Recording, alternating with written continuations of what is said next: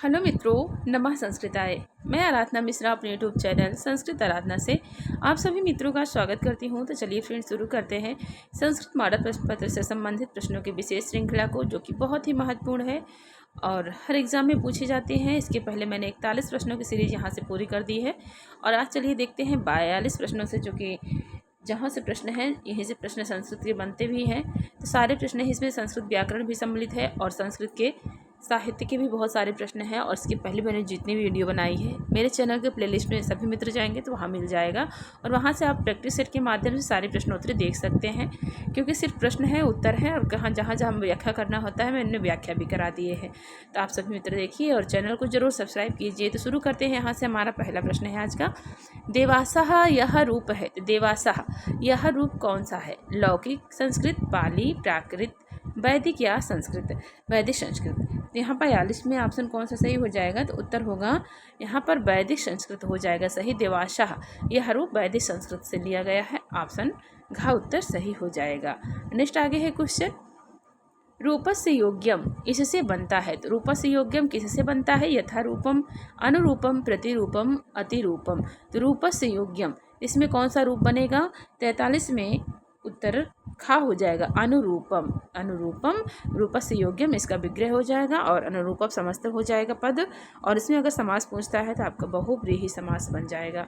क्षमता मित्रों, अव्ययी भाव समास हो जाएगा। इसमें अव्ययी भाव समास होगा। अगर समास होता कौन सा?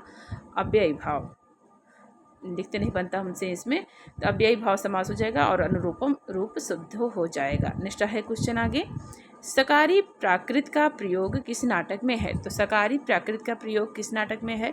अभिज्ञान शाकुंतलम, स्वप्नवासव दत्तम, मृच्छकटिकम, बेणी संहारम। पूछा है कि सकारी कोई प्राकृत है, उस प्रयोग किस नाटक में किया गया है? तो 44 में उत्तर हो जाएगा गा ऑप्शन सही होगा। मृच्छकटिकम में सकारी का प्राकृत का प्रयोग किया गया है। ऑप्शन गा सही हो जाएगा। नेक्स्ट है आगे क्वेश्चन, परितः के योग में कौन सी विभक्ति होती है? तो परितः के योग में कौन सी विभक्ति होती है?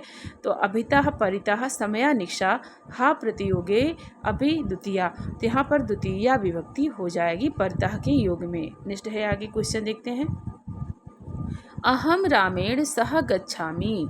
रामेण में कौन सी विभक्ति हो गई है? तो सह के साथ रामेण में तृतीया विभक्ति हो जाएगी। अहम मतलब जो है आपका अहम रामेण मतलब कि मैं राम के साथ जाऊंगा। तो अहम रामेण सह गच्छामि, तो रामेण में आपकी तृतीया विभक्ति हो गई है। गा उत्तर सही होते सायुक्त या प्रधान सूत्र से। नेक्स्ट आगे है क्वेश्चन, पवनः का संधि विच्छेद होगा। तो पवनः में कौन सा संधि विच्छेद रूप शुद्ध होगा? पौ प्लस अनः, लो प्लस अक, पो प्लस अनः, पौ प्लस अकः। तो पवनः का पूछा है तो 47 में ऑप्शन गा सही हो जाएगा। पो प्लस अनः पवनः हो जाएगा, जिसमें अयादि संधि हो जाएगी। नेक्स्ट आगे है क्वेश्चन, ग्राम गतः का समास विग्रह है। तो ग्राम गतः का समास विग्रह क्या बनेगा? ग्रामम गतः, ग्रामात् गतः, ग्रामस्य गतः, ग्रामीण गतः। तो 48 में ऑप्शन हो जाएगा ग्रामम गता। तो यहाँ पर द्वितीय तत्पुरुष समास हो जाएगा। ग्रामम गतः में समास विग्रह होगा ग्रामम गतः। नेक्स्ट है क्वेश्चन आगे, अनेन की विभक्ति और वचन किस में है? हो जाएगा अनेन मतलब यह आपको किस विभक्ति में है और कौन सा वचन है? तो प्रथमा एक वचन होगा, तृतीया एक वचन, चतुर्थी एक वचन, षष्ठी एक वचन। तो अनेन में यह ऑप्शन हो जाएगा 49 में उत्तर खा हो जाएगा, जो कि तृतीया का एक वचन हो जाएगा। ऑप्शन खा सही होगा। नेक्स्ट आगे है क्वेश्चन, उत्तरामचरितम का पात्र नहीं है। तो उत्तरामचरितम का पात्र कौन सा नहीं है? राम, लक्ष्मण, सीता, भीम। तो राम भी हैं, लक्ष्मण भी हैं, सीता भी हैं, लेकिन अगर कौन सा नहीं पूछा है तो भीम हो जाएगा, जो कि नहीं है। नेक्स्ट आगे है क्वेश्चन, अकथितम चा सूत्र है। तो अकथितम चा यह किस विभक्ति का सूत्र है? प्रथमा विभक्ति, पंचमी विभक्ति, द्वितीय विभक्ति या षष्ठी विभक्ति। तो कथितम चा यह सूत्र द्वितीय विभक्ति का हो जाएगा। उत्तर का सही होगा। नेक्स्ट आगे है क्वेश्चन, दीर्घ शोकः का शब्दार्थ है। तो दीर्घ शोकः का शब्दार्थ क्या होगा? चिरस्थायी शोक, अस्थायी शोक या अस्थायी शांति, अस्थायी प्रेम। तो दीर्घ शोकः यह शब्द आपको मिलेगा उत्तरामचरितम में। तो यह दीर्घ शोक शब्द किसके लिए आया हुआ है? तो यह राम के लिए है, कि जो कहते हैं कि राम का यह दीर्घ शोक मतलब चिरस्थायी शोक जो है बहुत दीर्घ पुराना है, मतलब दीर्घ काल तक चलने वाला, भी समाप्त नहीं होने वाला है, राम ऐसा बोल रहे हैं। तो दीर्घ शोकः 52 ऑप्शन हो जाएगा, का उत्तर सही होगा। ऑप्शन का सही हो जाएगा। आगे नेक्स्ट है क्वेश्चन, सा का ध्वनि वर्ग है। तो यहाँ पर आपको पूछा है कि तालब सकार का ध्वनि वर्ग कौन सा हो जाएगा। पार्श्विक, स्पर्श संघर्षी, स्पर्श संघर्षी। 53 में उत्तर हो जाएगा यहाँ पर गा संघर्षी हो जाएगा। ऑप्शन गा उत्तर सही होगा। नेक्स्ट आगे है, देखते हैं क्वेश्चन। ऊ कौन सा स्वर है। तो ऊ पूछा है कौन सा स्वर है। अग्र, पश्च, केंद्रीय, अर्ध, विपरीत। तो 54 में ऑप्शन हो जाएगा यहाँ पर उत्तर खा उत्तर सही हो जाएगा। ऊ जो है केंद्रीय स्वर माना गया है। ऑप्शन क्षमता मित्रों, यहाँ पर 54 में उत्तर हो जाएगा खा ऑप्शन सही होगा। पश्च हो जाएगा ऑप्शन यहाँ पर खा सही होगा। नेक्स्ट आगे है क्वेश्चन। पाली भाषा थी। तो पाली भाषा किसकी थी। विद्वानों की, शिक्षितों की, जनसामान्य की, अशिक्षितों की। तो 55 में उत्तर हो जाएगा यहाँ पर गा उत्तर होगा। जनसामान्य की भाषा थी पाली। ऑप्शन गा सही होगा। नेक्स्ट आगे है क्वेश्चन। शूद्र की राजधानी कौन थी। तो शूद्र की राजधानी थी वैशाली, कौशाम्बी, विदिशा, उज्जैनी। तो 56 में ऑप्शन हो जाएगा यहाँ पर गा उत्तर सही होगा। विदिशा थी। शूद्र की राजधानी कौन सी थी। विदिशा थी, जो वेत्रवती नदी के किनारे थी। ऑप्शन गा उत्तर सही हो जाएगा। नेक्स्ट आगे है क्वेश्चन। बाणभट्ट की शैली है। तो बाणभट्ट की शैली कौन सी है। रीति, पांचाली, गौड़ी, मिश्रित। तो बाणभट्ट की शैली कैसी है। तो 57 में उत्तर हो जाएगा यहाँ पर ऑप्शन खा होगा। पांचाली रीति है, शैली है बाणभट्ट की। खा उत्तर सही है। नेक्स्ट आगे है क्वेश्चन। शूद्र की तुलना की गई है। तो शूद्र की तुलना किसके साथ की गई है। इंद्र से, वरुण से, सूर्य से या अग्नि से। तो 58 में उत्तर का हो जाएगा इंद्र से शूद्र की तुलना की गई। इंद्र लिखा हुआ है यहाँ पर, हम बोल दे रहे हैं इंद्र है। तो यहाँ पर ऑप्शन का उत्तर सही हो जाएगा। आगे है नेक्स्ट देखते हैं क्वेश्चन। नेक्स्ट देखते हैं क्वेश्चन कि शूद्रक में किसके समान अक्षीण शक्ति थी। पूछा है, जो कादम्बरी में आया है, कादम्बरी का नायक है शूद्रक, कि शूद्रक में किसके समान अक्षीण शक्ति थी। विष्णु, सूर्य, कार्तिकेय, अग्नि। हाँ, कादम्बरी में शूद्रक जो कि चंद्रापीठ को बोलते हैं, तो मैंने गलत बोला, नायक नहीं, चंद्रापीठ नायक है, लेकिन शूद्रक जो कि चंद्रापीठ ही है। तो यहाँ पूछा कि शूद्रक में किसके समान अक्षीण शक्ति थी। तो विष्णु, सूर्य, कार्तिकेय, अग्नि। तो यहाँ पर 59 में ऑप्शन हो जाएगा गा कार्तिकेय के समान अक्षीण शक्ति थी किसमें। शूद्रक में। नेक्स्ट आगे है क्वेश्चन। चांडाल कन्या द्वारा लाए गए पिंजड़े में क्या था। तो जो चांडाल कन्या थी शूद्रक के दरबार में एक पिंजड़ा लेकर उपस्थित हुई थी, तो वह उसके पिंजड़े में था क्या। तो वही होता है यहाँ पर, देखिए ऑप्शन डी सही हो जाएगा घा उत्तर। तोता जो कि सुख था, और वही पुंडरीक था। 3 जन्म में उसका जन्म हुआ था। यहाँ कादम्बरी में जो कि महाकवि बाणभट्ट की रचना है, और 3 जन्मों की कथा है उसमें। तो चंद्रापीठ नायक है, कादम्बरी नायिका है। तो वहीं पर जो चांडाल कन्या थी, शूद्रक जब आया था उसके दरबार में, वह तो मतलब तोता को लेकर आई थी। नेक्स्ट आगे है क्वेश्चन। को नामोश्रदकेन नवमालिकाम सिंचती। को नामोश्रदकेन नवमालिकाम सिंचती। भला कौन नवमालिका को गर्म जल से, नवमालिका किसे कहते हैं, चमेली को कहते हैं कि और यहाँ नवमालिका से किसकी उपमा दी गई है। तो शकुंतला की दी गई है। कौन कह रही है यहाँ पे, यह प्रियंवदा कह रही है कि को नामोश्रदकेन नवमालिकाम सिंचती, मतलब कि जो सांप का समाचार है, वही अनुसुईया कहती है कि सखी इसको हम दोनों के साथ ही रहने दीजिए, किसी और को ना पता चले। तो वही प्रियंवदा कहती है कि भला कौन नवमालिका चमेली को गर्म जल से सींचेगा, मतलब कि सांप के वृत्तांत को बताकर मैं शकुंतला को कैसे, मतलब वह जीवित रहेगी। यह कहाँ की सूक्ति है, संबंधित किस ग्रंथ से, तो सभी को पता है, विज्ञान शाकुंतलम से हो जाएगा। खा उत्तर सही होगा। नेक्स्ट आगे है क्वेश्चन। अर्थो ही कन्या परकीय एवं किसका कथन हो जाएगा। तो कन्या ही, मतलब अर्थो ही कन्या परकीय, मतलब कन्या जो है वह दूसरे की धरोहर है, अर्थात पराया धन है। तो यह कौन कह रहे हैं। तो यहाँ पर काश्यप हो जाएगा ऑप्शन। यहाँ कश्यप, कर्ण, दुर्वासा, गौतम। तो ये आपका कर्ण हो जाएगा। खा उत्तर सही हो जाएगा, क्योंकि कश्यप तो मारीच को कहते थे, और कर्ण जो कि काश्यप कहते थे इनको, इनका 2 नाम मिलता है, एक काश्यप है और एक कण्व है। तो यहाँ पर खा उत्तर सही हो जाएगा। 62 में ऑप्शन खा हो जाएगा। ऑप्शन खा कर्ण हो जाएगा। कश्यप जो कि मारीच का नाम है, कण्व का ही दूसरा नाम काश्यप है। नेक्स्ट आगे है क्वेश्चन। कालिदास की रचना है। तो कालिदास की रचना पूछा है, तो कौन सी होगी। अभिज्ञान शाकुंतलम, बेड़ी संहारम, मृच्छकटिकम, कादम्बरी। तो उत्तर का सही हो जाएगा अभिज्ञान शाकुंतलम, जो कि कालिदास की विश्व प्रसिद्ध रचना है, जो नाटक है जिसमें 7 अंक हैं, और नायक दुष्यंत है, नायिका सीता है, क्षम्यताम नायिका शकुंतला है। नेक्स्ट आगे है क्वेश्चन। किसने शकुंतला को सांप के प्रभाव से मुक्त करने के लिए दुर्वासा से प्रार्थना की थी? तो कौन थी जो शकुंतला के सांप के प्रभाव से मुक्त करने के लिए दुर्वासा के पास गई थी प्रार्थना करने? तो ऑप्शन यहाँ पर हो जाएगा प्रियंवदा। अनुसुईया कहती है जाओ उनको लौटा के ले आओ, तब तक मैं अर्घ और जल तैयार करती हूँ। तब जाओ मनाइए कि सांप में जो है सांप से मुक्ति कर दें हमारी सखी की। तो यहाँ पर प्रियंवदा गई थी दुर्वासा से प्रार्थना करने।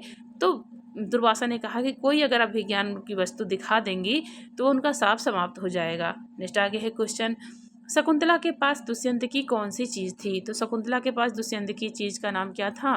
तो उत्तर हो जाएगा अंगूठी थी। उत्तर का सही हो जाएगा। नेक्स्ट आगे है क्वेश्चन, उत्तरामचरितम रूपक का भेद है। तो रूपक में कौन सा है? प्रकरण, प्रहसन, अंक। तो नाटक है जो कि उत्तरामचरितम यह आपका एक नाटक है, तो जिसमें जो भभूत का करुण रस प्रधान नाटक हो जाएगा, जिसमें नायक राम है और नायिका सीता है। नेक्स्ट आगे है क्वेश्चन, उत्तरामचरितम कृति है। तो उत्तरामचरितम किसकी रचना है? तो ऑप्शन खा हो जाएगा, भवभूति की रचना है। ऑप्शन खा सही है। नेक्स्ट आगे है क्वेश्चन, उत्तरामचरितम के षष्ठ अंक में किसके युद्ध का वर्णन है? तो षष्ठ अंक में किसके युद्ध का वर्णन किया गया है? तो यहाँ पर 68 में ऑप्शन हो जाएगा गा उत्तर हो जाएगा, लव एवं चंद्रकेतु के, मतलब कि 68 में उत्तर गा हो जाएगा। यहाँ पर लव और चंद्रकेतु का युद्ध का वर्णन मिलता है किसमें? षष्ठांग में। जब चंद्रकेतु लव जो है मतलब जो अश्वमेध का ये घोड़ा होता है, लव पकड़ लिया रहता है, तो वही जब होता है कि चंद्रकेतु जो कि लक्ष्मण का पुत्र था और वह संरक्षक उस घोड़े का संरक्षक था, तो वही लव और चंद्रकेतु से युद्ध का वर्णन यहाँ पर किया गया है। नेक्स्ट आगे है क्वेश्चन, उत्तरामचरितम कितने अंकों का नाटक है? तो उत्तरामचरितम में कितने नाटक हैं, कितने अंक हैं? तो ऑप्शन गा सही हो जाएगा, 7 अंकों का नाटक हो जाएगा। नेक्स्ट आगे है क्वेश्चन, चंद्रकेतु किसका पुत्र था? तो ऑप्शन यहाँ पर का सही होगा, लक्ष्मण का पुत्र हो जाएगा। फिर नेक्स्ट क्वेश्चन आगे है कि बनेचर ने वेश धारण किया था। तो बनेचर ने किसका वेश धारण किया था? तो सवर्णलिंगी यहाँ पर, तो वर्णलिंगी जिसे बनेचर कहते हैं, तो वह ब्रह्मचारी का वेश धारण किया हुआ था, सवर्णलिंगी विदिता समायो। तो यहाँ पर ब्रह्मचारी का वेश धारण किया था किसने? बनेचर ने, जो कि द्वैत वन में युधिष्ठिर के पास आता है और उनको प्रणाम करके सारे हालचाल जितना होता है कुरु प्रदेश का, दुर्योधन का, सब बताता है युधिष्ठिर से। कहाँ पर? द्वैत वन में आके। तो नेक्स्ट आगे है क्वेश्चन देखते हैं, युधिष्ठिर, यहाँ पर देखिए कि युधिष्ठिर वनवास काल में रहे। तो युधिष्ठिर वनवास काल में कहाँ रहे थे? राजभवन में, द्वैत वन में, सुंदर वन में, चंदन वन में। तो युधिष्ठिर द्वैत वन में थे। यहाँ पर सद्वैत वने वनेचरः, ऑप्शन यहाँ पर द्वैत वन हो जाएगा। श्रियः कुरु राम अधिपस्य पालनीं प्रजासु वृत्तिमियं वेदितं सवर्णलिंगी विदितः समाययो युधिष्ठिरं द्वैत वने वनेचरः। तो ये श्लोक जो कि किरातार्जुन नियम का प्रथम है, जो कि मंगलाचरण है और वस्तु निर्देशात्मक है, वंशस्थ छंद में है, महाकवि भारत की रचना है, उसी का मैंने बता दिया था। अभी थोड़ा सा सब पूरा तो अब क्लियर हो गया। नेक्स्ट आगे है, देखते हैं क्वेश्चन को, युधिष्ठिर ने दुर्योधन की जानकारी लेने के लिए नियुक्त किया। तो युधिष्ठिर ने दुर्योधन की जानकारी लेने के लिए किसे नियुक्त किया था? दूत को, वनेचर को, मंत्री को, नकुल को। तो यहाँ पर ऑप्शन हो जाएगा खा, वनेचर को नियुक्त किया था किसने? युधिष्ठिर ने। कहा क्या करने के लिए? दुर्योधन के राज्य की और दुर्योधन की सारी जानकारी लेने के लिए, एक गुप्तचर के माध्यम से।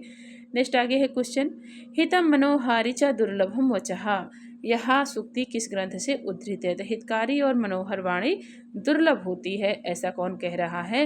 वनेचर कह रहा है। किससे? युधिष्ठिर से। और किस ग्रंथ में? किराता अर्जुनीयम में।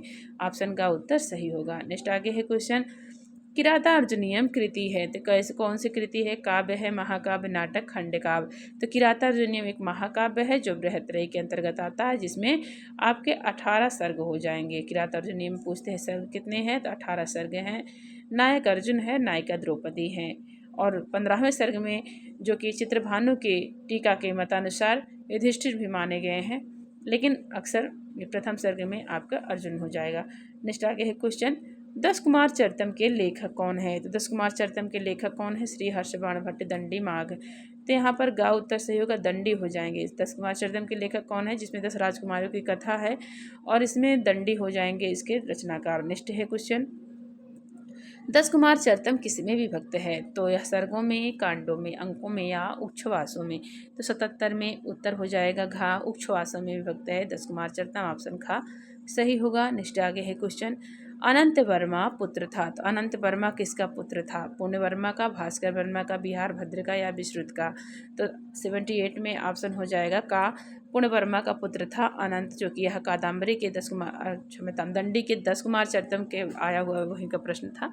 नेक्स्ट आगे है क्वेश्चन, रघुवंशम महाकाव्य के लेखक हैं। तो रघुवंशम महाकाव्य के लेखक कौन है? तो सभी को पता है कालिदास, जिसमें 19 सर्ग हैं और इसमें दिलीप के का मतलब राजा दिलीप के सारे जितने पूर्वज हैं उनका वर्णन और राम जी का सारा वर्णन इसमें रघुवंश में कालिदास ने बहुत ही बढ़िया से यह लिखा है महाकाव्य, जो 19 सर्गों में उपलब्ध है। नेक्स्ट आगे है क्वेश्चन, रघुवंशम में मुख्य रस है। तो रघुवंशम में मुख्य रस कौन सा है?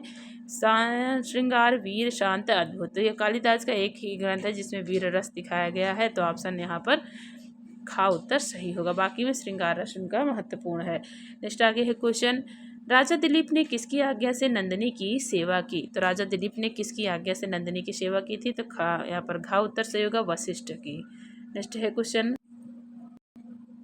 आगे देखते हैं नेक्स्ट क्वेश्चन कि दिलीप ने कितने दिन गाय की सेवा की थी? तो दिलीप ने, जो राजा दिलीप थे, वह नंदिनी नामक गाय की सेवा कितने दिन तक की थी? तो 21 दिन तक की थी। उत्तर खा सही हो जाएगा, 82 में ऑप्शन खा सही होगा। नेक्स्ट है क्वेश्चन आगे, दूत वाक्यम किस विधा का ग्रंथ है? तो पूछा है कि दूत वाक्यम किस विधा का ग्रंथ है?